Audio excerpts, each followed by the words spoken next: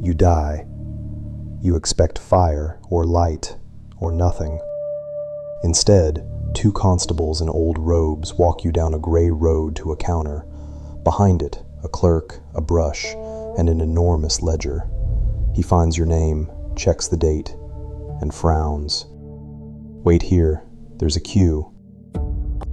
This is Diyu, the Chinese underworld. No devil, no eternal damnation. 10 courts, 18 levels, sentencing guidelines. A hell made of paperwork, and somehow that's scarier than fire. Stranger still, there's a bowl of soup waiting at the exit, and everyone gets to leave. And here's the first shock.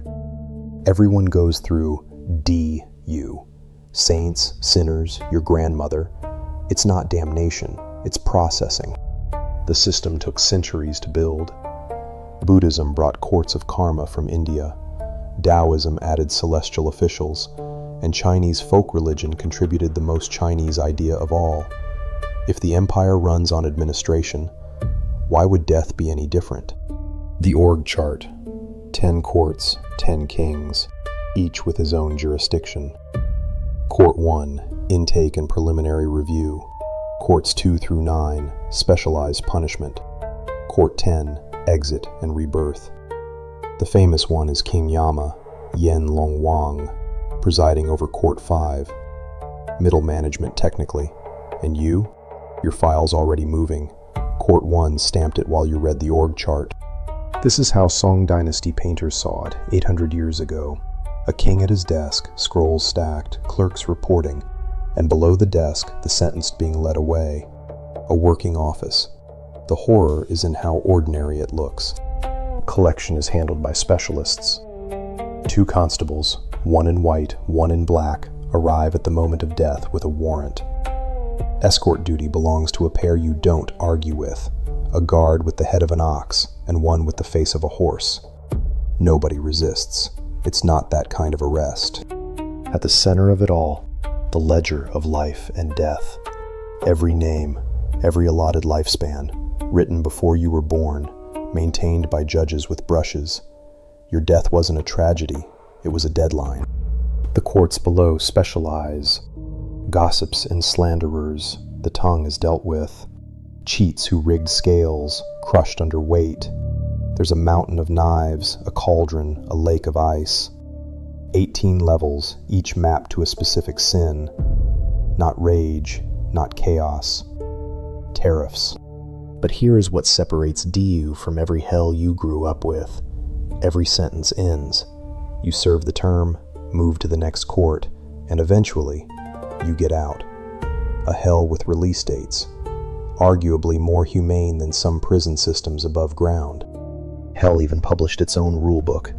The Jade Record, an illustrated morality manual, mass-printed for the living, every court, every punishment, every way to avoid it. Part scripture, part public service announcement.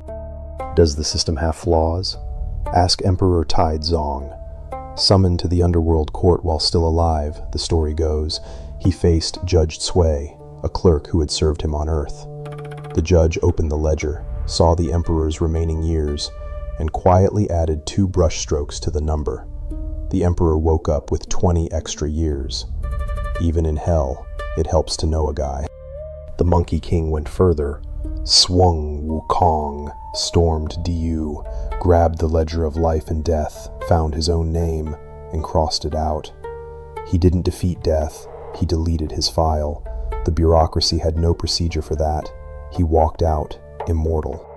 How old is all this? These scrolls of the 10 kings were sealed in a desert cave at Dunhuang 1,000 years ago, and found intact, illustrations and all. The oldest surviving pictures of the afterlife's paperwork. Now, the genius part. The living can help. For 2,000 years, Chinese families have burned paper offerings, money, houses, servants, whole wardrobes, and the goods arrive on the other side.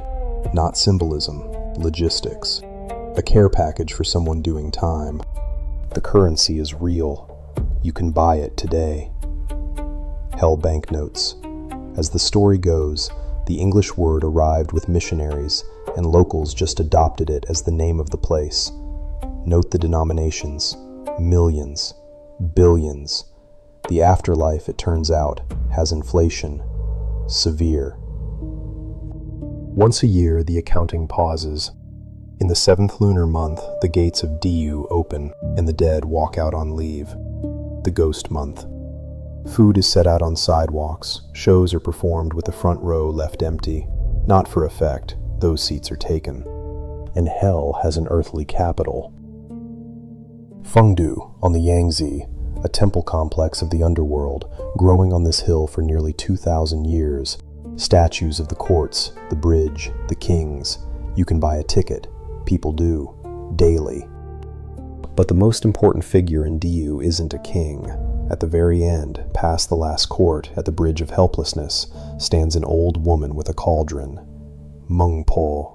She ladles out a soup of 5 flavors. 1 bowl, everyone drinks.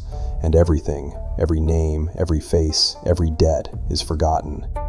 Look at what the system actually does in its final window. After all the courts and tariffs, its last act is mercy. It refuses to let you carry the old life into the new one. You can't start over while you remember everything, so you won't. Folk tales, of course, tell of those who cheated, spilled the bowl, took a smaller sip.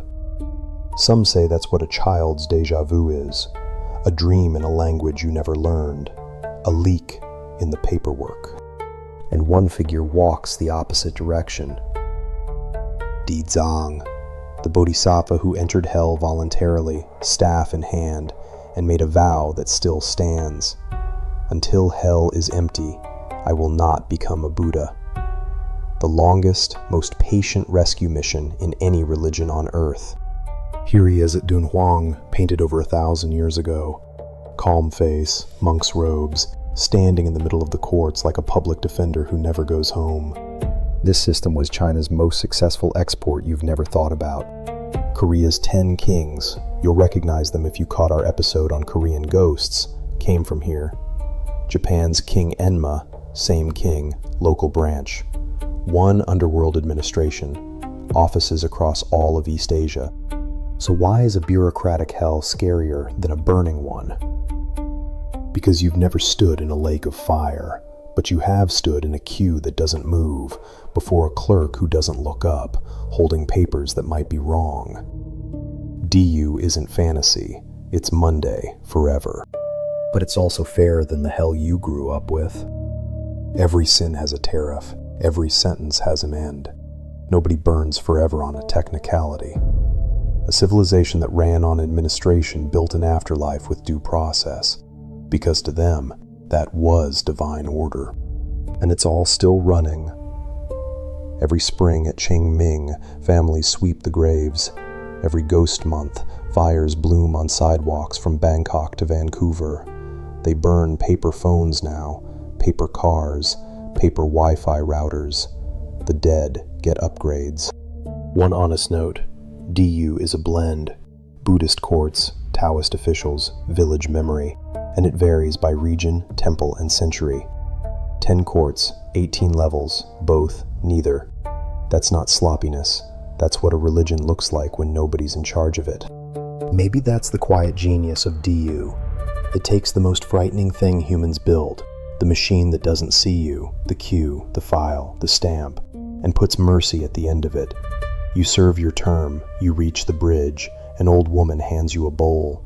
Somewhere at the end of the longest queue in the universe, there is soup and forgetting and another try. Be polite to the old woman you've met before.